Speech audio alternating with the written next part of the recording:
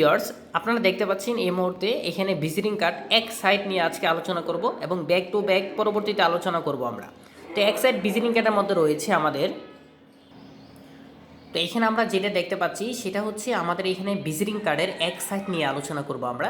তো এখানে আমরা এখন দেখতে পাচ্ছি যে ভিজিটিং কার্ডের বিস্তারিতটা একটু আমরা আজকে একটু দেখি এবং গোল এলিমিনেশন কী, গোল এলিমিনেশন কার্ড কাকে বলে এবং গোল এলিমিনেশন কার্ড কেমন সেটাও আমি আপনাদেরকে দেখানোর চেষ্টা করব।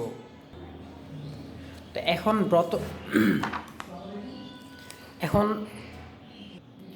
আমরা প্রথম আলোচনা করব যে গোল এলিমিনেশন যে কার্ডটি রয়েছে সেই কার্ডটা কেমন দেখতে, সেই কার্ডটা আমরা একটু দেখি। তো এটা হচ্ছে গোল এলিমিনেশন কার্ড। আমি দেখাচ্ছি আপনাদেরকে গোল এলিমিনেশন কার্ডের পার্থক্যটা কী এবং কেন গোল এলিমিনেশন বলা হয়। তো এটার উপরে একটা পেপার দেখতে পাচ্ছেন, একদম পাতলা একটা পেপার ঝিলিক পাচ্ছে। তো এটা হচ্ছে গোল এলিমিনেশন কার্ড।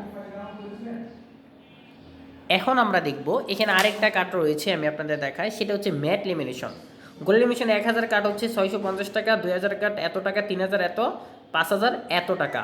তো ম্যাট লিমিনেশন কার্ডটা কত টাকা দেখি সেটা, এটাকে বলা হয় ম্যাট লিমিনেশন কার্ড। ম্যাট লিমিনেশন কার্ডটা দেখেন যে এটা কিন্তু কোনো জিলিক বা কোনো কিছু দিবে না আপনার, এটা একদম স্মুথলি কাট।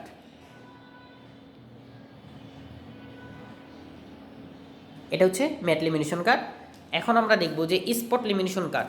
এখানে আমি আর একটা কার্ড দেখাচ্ছি আপনার, সেটা হচ্ছে স্পট লিমিনেশন কার্ড। স্পট লিমিনেশন কার্ড 1000 হচ্ছে 850 টাকা আমরা নেই।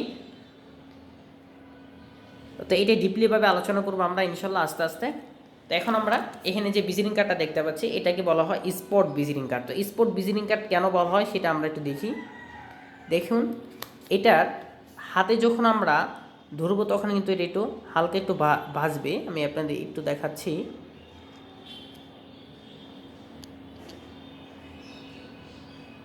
এই যে দেখেন, ওই যে দেখেন স্পট দেখা যাচ্ছে আপনার, এটিকে বলা হয় স্পট কার্ড।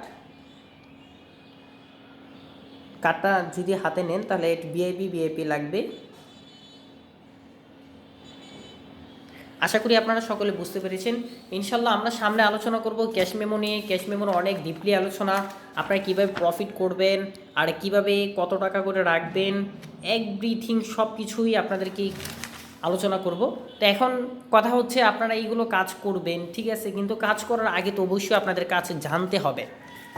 তো অবশ্যই কাজ না জেনে কিন্তু আপনারা কাজ করতে পারবেন না, অবশ্যই আপনাদের কাজ জানতে হবে এবং কাজ শিখতে হবে। তো এখন কথা হচ্ছে আপনারা কিভাবে কাজ শিখবেন এবং কিভাবে জানবেন সেটা নিয়ে ইনশাল্লাহ অতি শীঘ্রই আলোচনা করব আপনাদের সাথে।